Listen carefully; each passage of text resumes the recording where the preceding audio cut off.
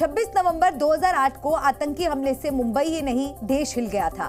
आज भी 26/11 का हमला और कसाब का नाम कोई नहीं भूला है। लेकिन अब महाराष्ट्र कांग्रेस के बड़े नेता विजय वट्टीद्वार ने विवादित बयान देकर 26/11 के जख्मों को एक बार फिर कुरेद दिया है। उन्होंने विवादित बयान दिया है कि हेमंत करकरे की मौत अजमल कसाब जैसे आतंकवादी की गोलियों से नहीं बल्कि आरएसएस के करीबी पुलिस कर्मी द्वारा की गई थी।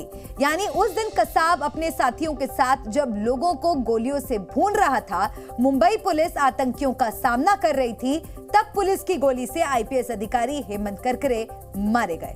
सवाल यह है कि आखिर एक बार फिर कसाब का जिन क्यों बाहर आ गया है? चुनावी जंग में क्या इस बयान के भी कोई मायने हैं?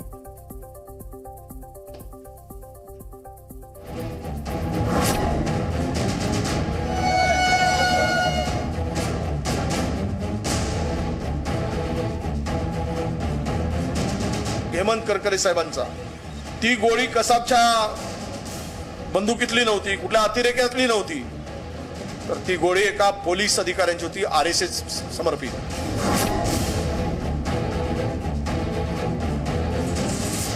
कांग्रेस नेता विजय वट्टीद्वार ने मुंबई के 26/11 हमले की याद ताजा करवा दी है। यही नहीं, आतंकी अजमल कसाब के आतंक और शहीद हेमंत करकरे की याद भी इस अंदाज में करवाई है जिससे अब विवाद शुरू हो गया है। 24 के चुनाव के दौरान कांग्रेस नेता के बयान ने सियासत गरमा दी है। उन्होंने अपने बयान से उज्ज्वल निकम को देशद्रोही भी बताया है। हा प्रश्न आहे हेमंत करकरे साहेबांचा ती गोळी कसाबच्या बंदुकीतली नव्हती, कुठल्या अतिरेक्यातली नव्हती, तर ती गोळी एका पोलीस अधिकाऱ्यांची होती, आरएसएस समर्पित। त्यावेळेस ते पुरावे लपवणारा देशद्रोही कोण असेल तर तो उज्ज्वल निकम आहे। आणि अशा देशद्रोहाला जर तिकीट भारतीय जनता पक्ष देत असेल तर मात्र हे देशद्रोह्यांना पाठीशी घालणारा पक्ष आहे का, हा प्रश्न येतो। यानी कांग्रेस नेता ने सीधे सीधे कसाब का नाम लेकर मशहूर वकील और बीजेपी के उत्तर मध्य मुंबई से उम्मीदवार उज्ज्वल निकम पर सवाल उठाए हैं। उज्ज्वल निकम ने जी न्यूज से एक्सक्लूसिव बातचीत में कांग्रेस नेता के खिलाफ जमकर पलटवार किया है और एक एक आरोप का जवाब दिया है।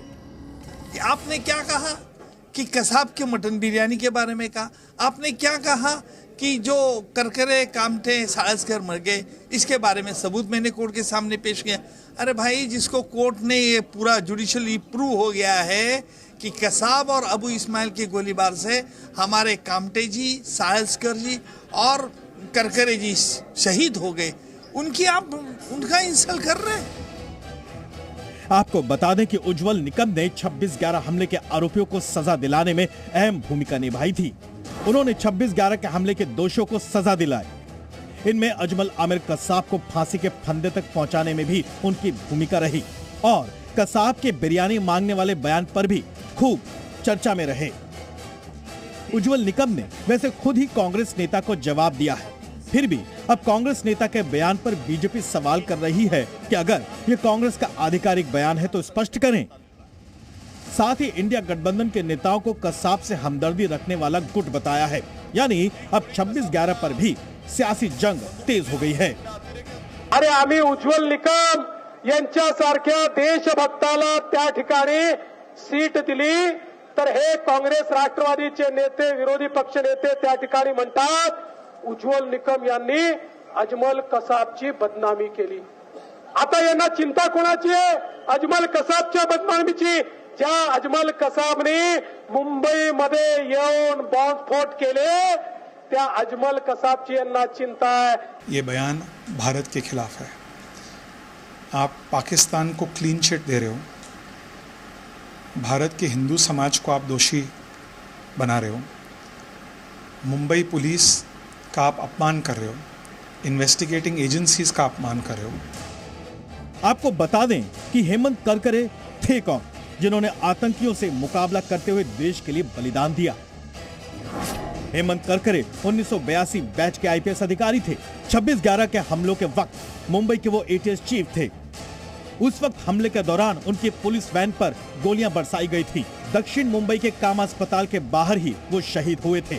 इस दौरान 2 और वरिष्ठ पुलिस अधिकारी भी शहीद हुए थे। हेमंत करकरे 2008 के मालेगांव हमले की जांच का नेतृत्व भी कर रहे थे। मामले ने तूल पकड़ा तो कांग्रेस नेता वट्टेरीवार ने अपने बयान पर सफाई दी है। वो तो मैंने नहीं कहा हूँ, वो तो एस एम मुशर्रफ जी ने जो लिखा है किताब में, उसी का हमने दाखला दिया है कि जब सब कुछ था, हेमंत करकरे के बारे में जो गोली चली थी, वो गोली के बारे में जो अतिरेकी की गोली नहीं थी तो फिर किसकी गोली थी, उस बारे में जो लिखा था उसी का संदर्भ हमने दिया था। वैसे पहले बयान देना और बयान के बाद सफाई देना इस चुनावी माहौल में किसको भारी पड़ेगा, इसका हिसाब किताब भी जनता को देखना है। ब्यूरो रिपोर्ट, जी मीडिया।